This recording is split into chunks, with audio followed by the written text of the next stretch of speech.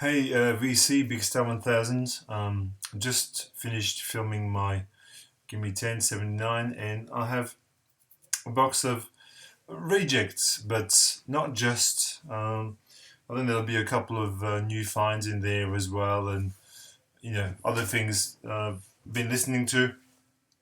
Being currently on holidays affords me a lot of time to listen to things. So the box is full of stuff. I don't know if I'll get through everything. I'm going to set myself a 20-minute time frame, and I'm going to start right now.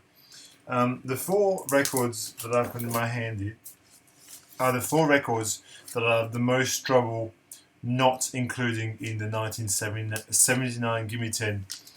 And these are Regatta de Blanc by the Police, which is amazing.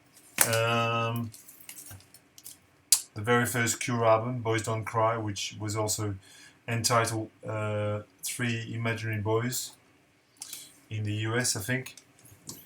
The Specials first record, which is completely amazing as well. It's like a greatest hits of ska punk from the UK, band from Coventry, and this amazing album by Holger Tsuke from Cannes Movies, which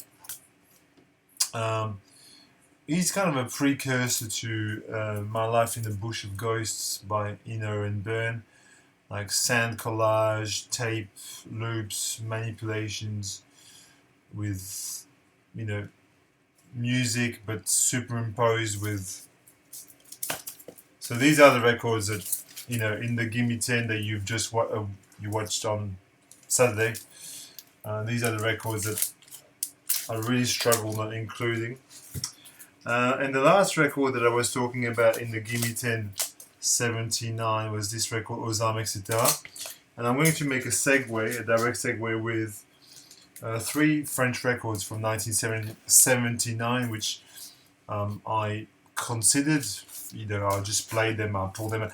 Really, the truth is, for all the records that you don't include in a Gimme 10, you get to play them, and that's fantastic. That's a better exercise than knowing, oh, these are the top 10 favorite records in my collection. I also have all these other really great records. Case in point, so French records, Edith Nilon. Edith Nilon is a band from Lyon, I think, in France. This is a promo copy, a radio copy of this record. The sound of Edith Nilon is very similar to X-Ray Specs, the band from England, X-Ray Specs, and also a little bit of Devo, sort of a kind of a Devo meets X-Ray Specs. Really sort of splintery, spiky post-punk. Very a lot of fun. This is an excellent little record from France as well. Jacques No used to be in a band called the Stinky Toys, who played with the Sex Pistols and the like at the time. One of the very first French punk bands, and he was the main guy. And this is Elie Medeiros, who is a singer. She's well known in France. Well, people from my generation know her. And this is a very cool electronic record, kind of, a little bit more in the vein of Kraftwerk, but French. And this is fantastic. Press Color by Lizzie Mercier Desclos, which is a French sort of funk punk record, recorded in New York, I think. And just really, really excellent on Z Records. Really good. So here are some other records from '79, which I considered and I played and I pulled out. Stiff Little Fingers in Flammable Material. Think this was the very first LP on Rough Trade Records. Simply.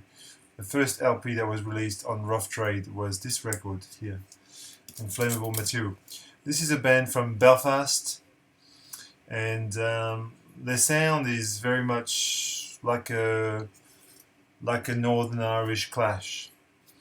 And there's a really great song on this called Johnny Was, which I would recommend that you listen sample. Stiff Little Fingers. Also from the UK, Sparks with their sort of disco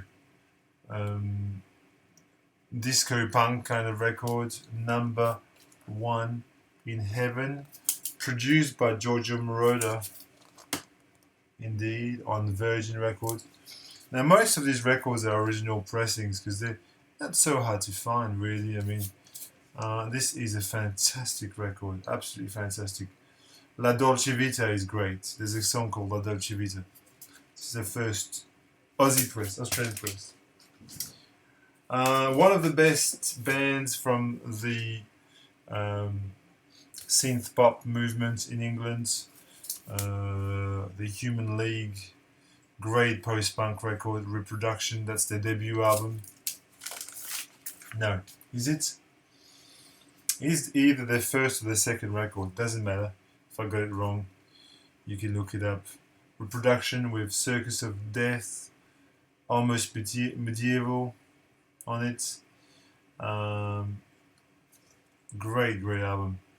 Band from Sheffield, and a segue to another Sheffield band called Cabaret Voltaire, which operated at the same time and in the same place. This is the debut album, The Mix Up. Amazing industrial sounding synth record, brilliant.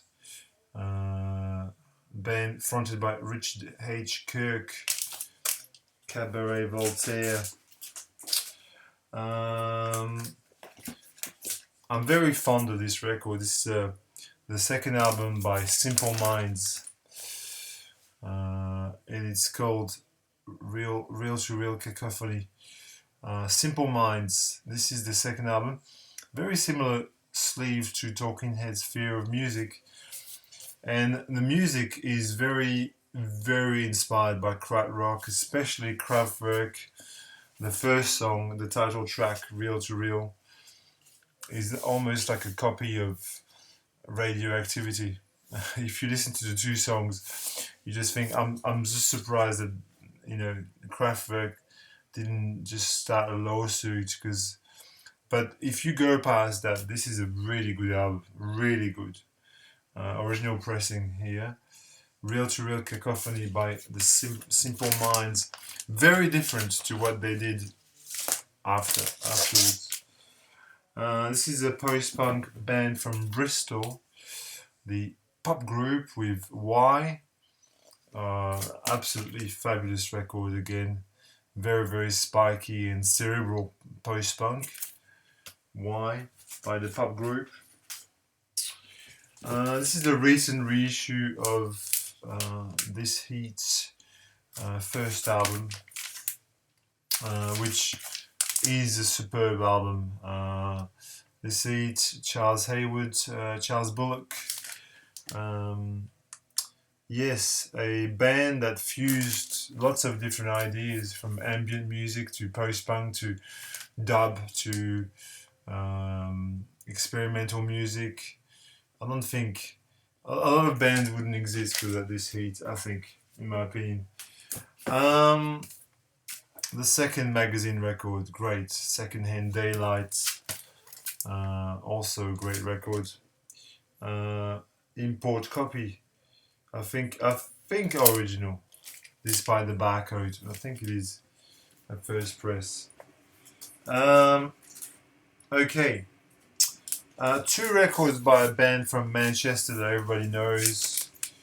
From 1979, live at the Witch Trials and Dragnets. Both essential. Slight preference for Witch Trials. Great album. With the song Rebellious Jukebox. Another couple of albums which I don't have on vinyl. Throbbing Gristle, 20 jazz funk greats, sort of what do you call it? Industrial music, yes. Not jazz funk. Not jazz funk. And this great record, which I should have on vinyl, Cut by the Slits, which is a perfect mix between reggae and punk, basically. And listen to Typical Girls. Typical Girls will give you a good sample of the sound. Now, in a segue from this girl group to this great girl group, the Raincoats, that's their first album. It has the cover of Lola by the Kings that everybody knows, Fairy Tale in the Supermarket, the Raincoats with Palmolive, and Gina Birch. Great bands. Japan with Quiet Life, which is very much inspired by Roxy music. Their later efforts would see them move away from that sound, especially Tin Drum, which will be very, very different to this.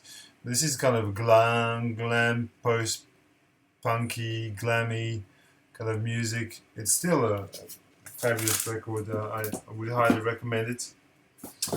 The bass player from the Stranglers, J.J. Burnell, made this electronic record a little bit pretentious in the lyrics department, but Euroman cometh, themed after the European Union, basically. J.J. Burnell, great electronic post-punk record. Swindon's Favorite Sons, XTC, Drums and Wires, and like 1979, he yielded so many great records. And just be there all day long. Making Plans for Nigel, the opening song, is one of the best known songs by XTC. This almost made my Gimme 10, almost. Broken English, Marianne Faithfull with the title track, The Ballad of Lucy Jordan, Working Class Hero. Yeah, great record. Great record. Some American post-punk here. The Residents, Eskimo. Kind of an ethno-folk, kind of twisted record. You gotta be in the mood. You have to be in the mood for Eskimo. You can't listen to this. It's like you got to be prepared for it. Some more American post-punk here. What have I got? Yeah, got 2 or 3 there. Contortions, James White and the Blacks, which is a promo copy here. You got Chrome from San Francisco. Really, Chrome, they're like the American Cabaret Voltaire, really. And Periboo, which I've mentioned before a number of times. Picnic Time, American post-punk records. Sorry, I'm flashing through these, but you know, a few more 79 records, some Euro prog records. Rainbow Dome Music by Steve Hillage. Yes, I know what people are going to write in the comments. Oh, so many great records. Oh, thank you without commenting on any of the records. I'm showing too many records. Embryo's Reiser, which is a double album, psychedelic, ethno, world music. Earth Star, French Skyline, which is like a kind of a crap rock band, but American, if you like, on Sky. Here is a great reggae record, Dub Records, Forces of Victory by Linton Kwesi Johnson. Dub and poetry mixed together. I want to show you the label on this because it's great. I just love the label on this record. I don't know why I want to show you this to you, but I just think this is cool. It's got a kind of a custom island label. I think I've got 2 more records for 79 there, and then I'll show you some other things. I'll show them to you at the same time. There you go. Supertramp, Breakfast in America, and Yellow Magic Orchestra, Solid State Survivor. Maybe the best records. I'll stop with 79 now because I feel that overload has been reached. I'll show you some other things that I've got. This is a shout out to Ronco, my pal Ron, in New York. Défense 2 by Birger and Gorger and Chirac. Great records, buddy. Stamp the VC. This is a French experimental record. If you like Held On, this is probably for you. Here is a new find. Oh, yes, he has some new finds. This is a new Nick Cave and the Bad Seeds records, Skeleton Tree, which I've decided to pick up because why not? It's very simple package. There's nothing much on there. Two or three things that annoy me about this. Number one, it's oversized. It's bigger than any record. And secondly, it's really hard to put the record inside the sleeve or to take it out. And thirdly, there's no freaking spine. We pay good money for this. Come on, Nick Cave. It's a good record. It's not groundbreaking, but it's a good record. This is a new acquisition as well. Paul Bley, Open to Love, solo piano. I have to say, over the past probably 2-3 years, solo piano has come to, it's become one of my favorite styles of, well, it's not a style of music, but let's just say listening to solo piano has been a favorite thing of mine of late. Well, like probably last 2-3 years. I really love solo piano music when it's well done. Classical or modern classical or jazz. I really love it. And what else? I don't know. Then all the other records I've got here basically are all Brian Eno related. Basically, I don't know if I want to show them to you. Just because I'm reading this book on Brian Eno, and like for instance, just to give you some example, I was playing Eddie Camfo, which is a Afrobeat band from Ghana, which was produced by Brian Eno. You can see this is a great record. I was playing this Harold Budd Records, Pavilion of Dreams, produced by Brian Eno, because they're all in the book that I'm reading at the moment, and they're talking about those records, and it makes me want to play them. Obviously, I played this a little bit more, which is fantastic. Play this guy here, Music for Films, which is you really got to be in the mood, I've got to say. I played this a couple of times. This is great. No Pussyfooting on EG, especially the Heavenly Music Corporation, which was used in lots of different Brian Eno pieces over the years, the tape. The cheapest record he's ever made. I think it cost him £12 to make. Him and Robert Fripp took them a few hours to record. It cost £12 of tape and was used endlessly. Now, here is a new record that I bought. I sold a lot of records on Discogs, and I treated myself to an original American pressing of The Idiots. It's fabulous because, well, it's a promo copy kind of thing. Promo. It's got some really great things inside. It's got a press release kit thing from RCA, and it's got an amazing little photo prints of. So it's one of those records that I love so much. Doing this Gimme 10 70s and all, that's just reinforced the sort of need for getting some of these records, the CDs that I have on record. And this was, as I said, I sold a few records and I bought this. I played Fear, which was produced by Brian Eno. Great records, if you've never heard it. John Cale. I played Before and After Science. I played The Idiots. What is the relation with Brian Eno? Well, it's a Berlin record. David Bowie, Berlin, etc.